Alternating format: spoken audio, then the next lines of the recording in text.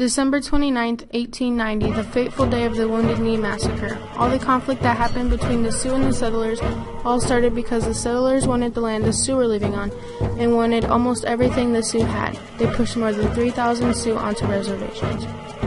During these battles over the land, they started ghost dancing. The government wanted to ban out ghost dancing because it was said that the Indians were to dance the ghost dance. Many dancers wore brightly colored shirts, ghost shirts, they believed would protect them from the settlers' bullets.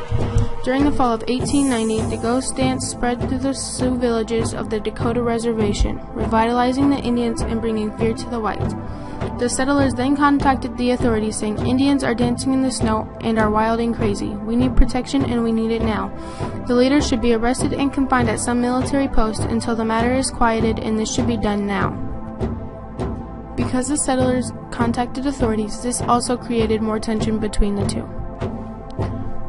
Chief Spotted Elk, aka Bigfoot, leader of a band of 350 Mini-Conjure Sioux, sat in a makeshift camp along the banks of Wounded Knee Creek.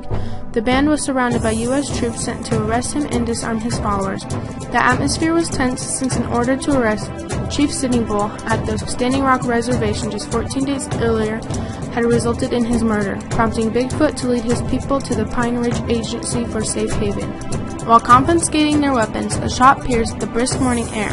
Within seconds, the charged atmosphere erupted as the Indian men rushed to retrieve their confiscated rifles, and troopers began firing volley after volley into the Sioux camp.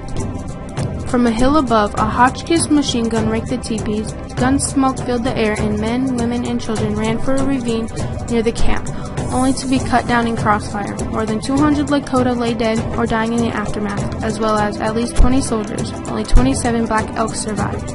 The settlers wanted to take the Sioux's land so they could get to the gold they thought was in the Black Hills. They broke the treaty they made with the Sioux, and they could kill any Sioux who got in their way. The settlers wanted to move the Sioux so they could make way for the Iron Horse, so they could transport their goods. The Sioux just wanted to be left alone with their land and their buffaloes, to hunt and to live how they had for generations before the settlers came. When the settlers came, they made the Sioux leave their land and killed all the buffalo the Sioux would hunt.